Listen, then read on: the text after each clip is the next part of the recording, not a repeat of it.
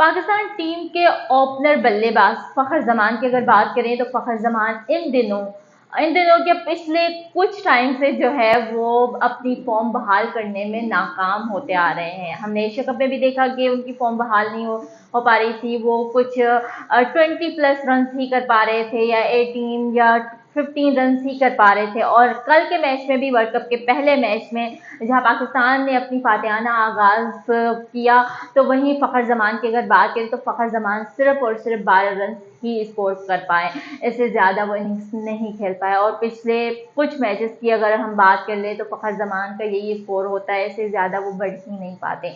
लेकिन फ़खर जमान की एक ऐसी इनिंग्स जो आज तक किसी को नहीं भूले पा रही है, वो इनिंग्स थी चैंपियन ट्रॉफी की, जिसमें उन्होंने इंडिया के अगेंस्ट बड़ी शानदार परफॉर्मेंस देकर पाकिस्तान टीम को जो है वो जिताया था।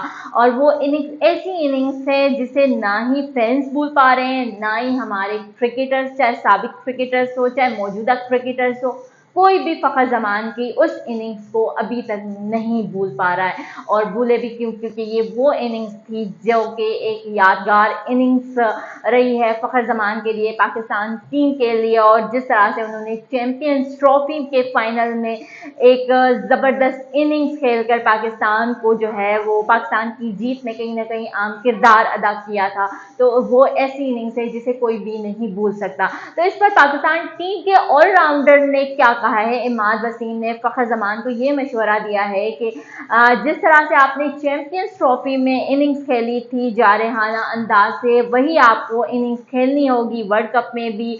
और क्योंकि ये वो इनिंग्स थी जो अभी तक कोई भी नहीं भूल पा रहा है, तो वो इमाद वसीम ने फ़खर जमान को ये मशवरा दे दिया है, ओपनर बल्लेबाज को, कि जिस तरह से वो अपनी इनिंग्स खेलते थे, जिस तरह से उन्होंने चैंपियंस ट्रॉफी में अपनी इनिंग्स खेली, उसी तरह की ही इनिंग्स उन्हें खेलनी चाहिए। और जिस अंदाज से वो खेलते आ रहे हैं उसी अंदाज से उसको खेलनी चाहिए। क्योंकि हम अगर बात करें तो उन्होंने न्यूजीलैंड के अगेंस्ट भी कंटिन्यूसली 50 से स्कोर किए, और ओडीआई में उन्होंने फास्टेस्ट जो है वो 3000 रन भी स्कोर किए। लेकिन इस वक्त अगर बात करें फ़खर जमान की, तो फ़खर जमान जो है बिल्कुल फेल होते हुए आ रहे हैं।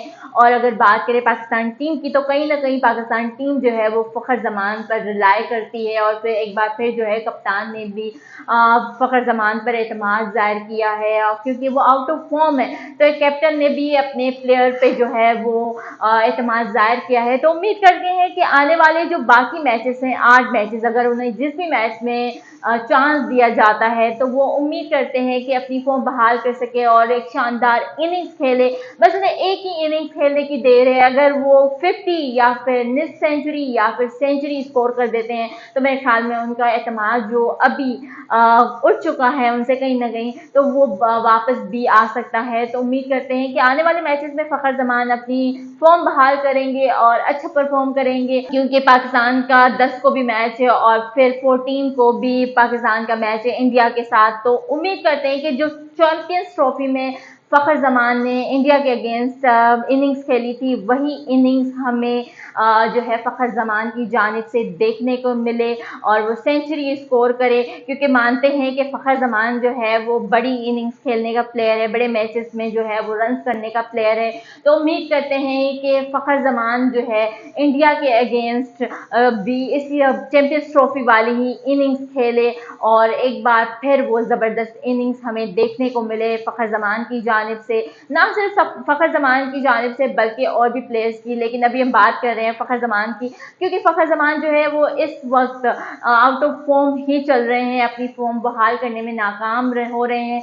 तो इसलिए कि फ़खर जमान को चाहिए कि वो अब अपनी परफॉर्मेंस पर थोड़ा सा और मज़ीद फोकस करें और जो फॉर्म कहीं ना कहीं खो गई है वो उसकी फॉर्म वापस आए और फिर वर्ल्ड कप में भी वो शानदार परफॉर्मेंसेस दिखाएं।